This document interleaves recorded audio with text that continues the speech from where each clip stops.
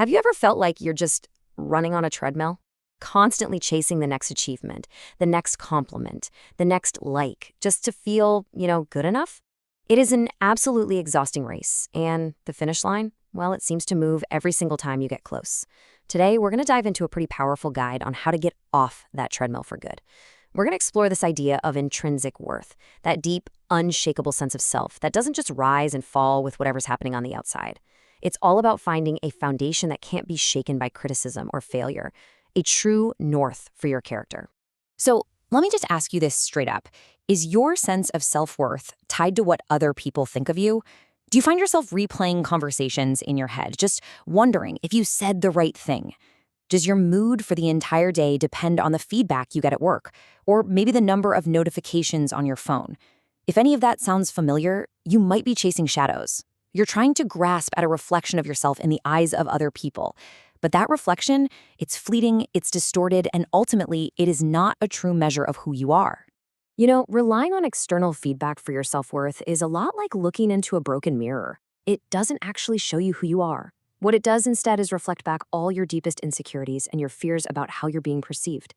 It kind of magnifies every little flaw and makes you see competitors everywhere where there could be collaborators.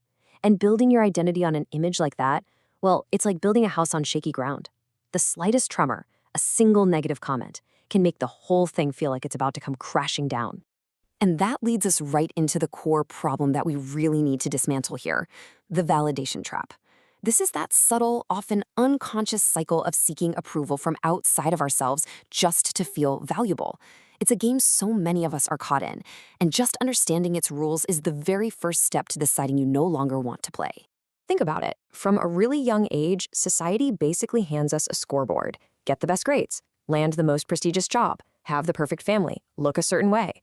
We're taught that our value is just the sum of all these external points. But the source material we're looking at is crystal clear. This is a trap. And why? Because the goalposts are always moving. You get the promotion, and what happens? You immediately start worrying about the next one. The game is literally designed to be unwinnable because it's based on constant comparison, which creates this fragile sense of self that just shatters with any perceived failure.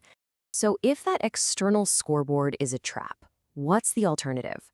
Well, the source presents this really crucial choice between two fundamentally different ways of building your self-worth. And this isn't about being an introvert or an extrovert. It's about the very foundation your confidence is built on. So the question is, are you building with loud worth or with quiet worth? Okay, so on one side, you've got loud self-worth. This is totally performative. It's the person who constantly needs to announce their wins, showcase their lifestyle, and just broadcast their success to everyone. Their confidence is incredibly fragile. It basically thrives on applause and withers in silence.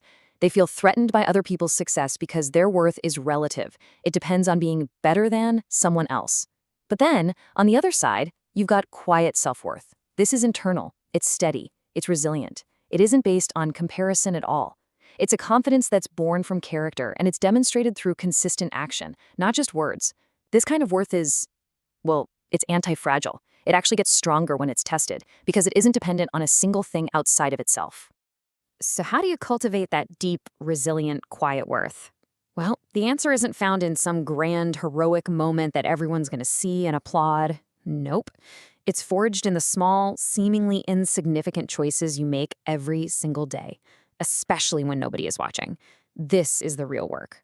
And the source calls it the power of microdecisions. So what is a microdecision? It's any small choice that lines up with the person you actually want to become. It's choosing to finish a task with excellence instead of just getting it done. It's deciding to put your phone down and really listen when someone is talking to you. It's taking 15 minutes to read a book instead of mindlessly scrolling. And here's the key insight. These microdecisions have a compounding effect. One choice might seem insignificant, like 1 penny, but every time you make a choice that aligns with your values, you're putting another penny in the jar. Over months and years, you build an absolute fortune of character and self-respect that becomes undeniable. Let's think about it this way. A master Yu-Gi-Oh! Duelist doesn't just memorize the rules, right? They've spent countless hours in private, studying card synergies, testing out strategies, failing, and then adjusting. Their public performance in a duel is simply the result of all that unseen, unglamorous dedication. Your character is your deck. Those micro decisions you make in private, when you're tired, when no one is checking your work, when it would be so much easier to take a shortcut, that is your practice.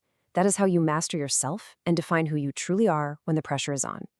Now, the source material breaks these micro decisions down into 3 core pillars. First up is integrity. This is all about choosing the harder right path over the easier wrong one, especially when no one would ever know the difference. It's about being the same person in public as you are in private. Second, we have discipline. This isn't about punishing yourself. It's about making excellence a habit. It's a commitment to your future self, applied to everything from your work to how you keep your home. And third, empathy. This is about extending kindness not as some transaction to get something in return, but as a genuine expression of your own strength and character. These are the bricks you use to build that internal foundation. Now, this whole practice of building character isn't just about the choices you make today. It's also about how you look at the choices and experiences you've already had. It's so easy to look at past failures, struggles, and heartbreaks as liabilities, things to be hidden away. But this guide suggests something pretty radical: reframing it. Seeing your scars not as weaknesses, but as the very source of your strength. Your trials are your credentials. Seriously, every challenge you've overcome has forged something invaluable inside you. That business that failed, it taught you lessons no university ever could. That difficult relationship, it taught you about boundaries and empathy. These experiences are not a record of your failures. They're evidence that you have shown up for life, that you've endured, and that you've learned. A battle-worn shield isn't ugly because it's all scratched up. It's magnificent because it tells a story of survival and strength. Your past is not a liability. It is the map that proves you know how to navigate difficult terrain. All right, so let's tackle one of the biggest external validation traps there is: physical appearance. Society places a massive, massive emphasis on it, but the source suggests we reframe this too. First, see it as a tool, not a crutch. Yeah, being conventionally attractive can be an asset. It might help you get noticed, but it can't keep you in the room. It can't earn you respect. And if it's the only thing you rely on, it becomes a crutch that actually prevents you from developing real strength. Second, looks are totally hollow without depth. We've all met someone who is visually stunning, but after a short conversation, it feels empty. That initial appeal fades fast when it isn't backed by substance. The real, lasting magnetism, the kind that truly draws people in, is built from internal qualities. True attractiveness is the quiet confidence of someone who knows their worth, the genuine kindness they show to everyone, and the competence they demonstrate through their actions. That kind of character is compelling in a way that looks alone could never, ever be. So when you start to combine all these elements, when you consistently make these value-aligned micro-decisions, when you reframe your past as a source of strength, and when you prioritize character over some superficial validation, you begin to build something incredibly powerful. You build an unshakable foundation, what the source calls your internal fortress. A fortress is self-contained, right? It doesn't need approval from the surrounding landscape to be strong. Its strength comes from its own design. Its thick walls, its solid foundation, and that's the goal for your self-worth. It is built brick by brick from the inside out. The bricks are your micro-decisions. The mortar is your integrity. The watchtowers are your self-awareness. It's designed to be resilient, to withstand the inevitable storms of external opinions, of successes, of failures, without crumbling. And what's so empowering about all of this is that you're not building this fortress from scratch with foreign materials. You already have everything you need. Think of it like an internal compass that has always been pointing toward your true north, your core values. The noise of society, the opinions of others, your own self-doubt, all that stuff can make it hard to hear. So the journey isn't about finding some new compass, it's about practicing the art of quieting that noise so you can finally hear and then trust the guidance you've had inside you all along. To help guide that trust, the source offers a framework it calls the masculine code of worth. Now, even though the source uses the specific term, these are truly universal values that build a strong character for anyone. It's not some rigid set of rules, but 3 principles that just naturally emerge from a person who knows their worth. At the very base is ambition and will. This is about channeling your drive not just into a career, but into purposeful pursuits that actually matter to you. Above that, you've got stoicism and strength. This isn't about being emotionless, it's about facing challenges with composure and resilience. And at the very top is honor. This is all about personal accountability and upholding your values and your commitments, even when it's costly. So how do you start living this right now? It's really a 3-step practice. First, recognize. Actively look for and acknowledge the proof of your worth that already exists. Take a moment today and just write down 3 difficult things you've overcome. That right there is your proof of resilience. Second, embody it. Let that worth inform your actions. Walk with purpose. Make eye contact. Speak with a calm conviction. Treat others with the same respect you have for yourself. And third, live it. Make this your default operating system. This is a daily practice, not a destination. Some days you'll feel it more than others, for sure. The point is to just keep practicing, especially on the hard days. And that brings us to the final and most crucial takeaway from this entire guide. This journey, it is not about earning something you don't have.